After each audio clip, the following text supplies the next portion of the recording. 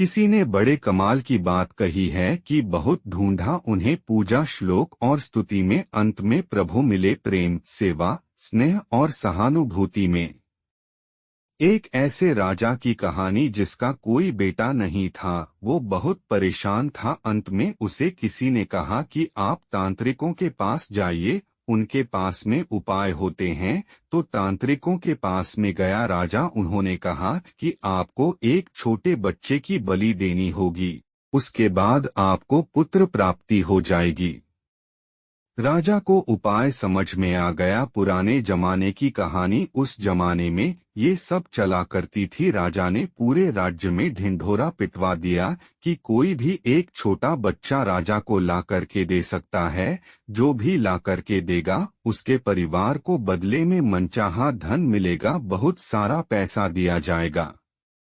उस राज्य में गरीब परिवार था, उनके बहुत सारे बच्चे थे। उन्होंने सोचा कि एक बच्चा है, निकम्मा है, नाकारा है, कोई काम तो करता नहीं है, इसको देते हैं, ले जाकर के राजा को हमारे किसी काम का नहीं है, बलि अगर इसकी चढ़ भी जाएंगे, अगर ये मर भी गया तो हमें कोई फर्क नहीं पड़ेगा, बदले में बहुत सारा पैसा मिलेगा। ये सोच करके उस परिवार ने उस बच्चे को राजा को सौंप दिया।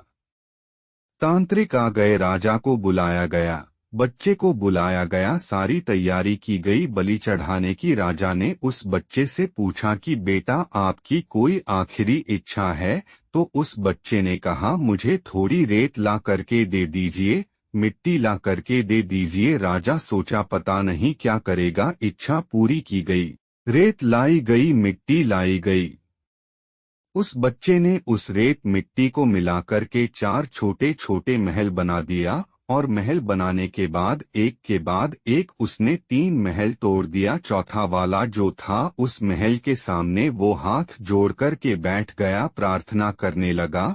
और उसके बाद जब उसने प्रार्थना पूरी की तो उसने कहा ठीक है, बलि चढ़ा दो। तांत्रिक चौंक गए, राजा डर गया कि ये क्या कर रहा है, तांत्रिक होगा, पता नहीं कौन सी विधि कर दी। राजा ने पूछा कि आपने क्या किया? उस बच्चे ने कहा कि कुछ भी नहीं, बस 3 महल थे वो तोड़ दिए, चौथे वाले में प्रार्थना किए। राजा ने पूछा कि थोड़ा बताओ, समझ नहीं पाए।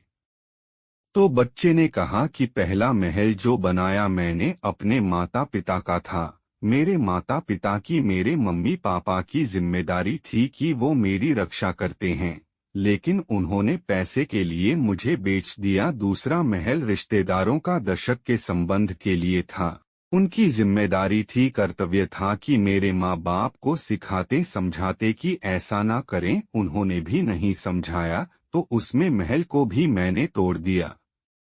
तीसरा महल जो था वो राजा का था, आपका था। राजा का तो कर्तव्य होता है कि प्रजा की रक्षा करे, आपने तो मेरी बलि चढ़ाने की तैयारी कर ली है, आपका महल भी मैंने तोड़ दिया। और चौथा महल जो है वो भगवान का है, प्रभु का है, उनके सामने मैंने प्रार्थना की और उनसे कहा कि अब आप देख लेना, बस यही था। राजा ने जब ये जवाब सुना तो अंदर तक हिल गया, चौंक गया, डर गया।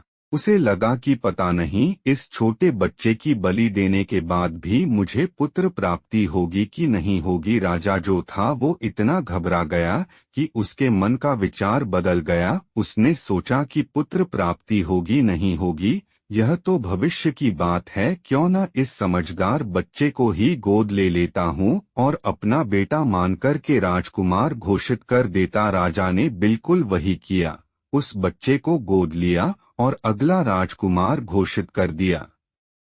छोटी सी कहानी, लेकिन जीवन में जब सब तरफ से रास्ते बंद हो जाते हैं, दरवाजे बंद हो जाते हैं, एक दरवाजा हमेशा खुला होता है, वो है प्रभु का। वो कभी भी किसी का भी अहित नहीं सोचते हैं, बस उन पर विश्वास रखना शुरू कीजिए, स्नेह के साथ, उनकी श्रद्धा के साथ आराधना करना शुरू कीजिए और आपस में प्यार बांटते चलिए, सहानुभूति बनाए रखें। एक बार फिर से वही बात जो अक्सर आपसे कहता हूँ, ऊपर वाले के आशीर्वाद, अपनी मेहनत और अपनों के प्यार के साथ कर दिखाओ कुछ ऐसा कि दुनिया करना चाहे आपके जैसा।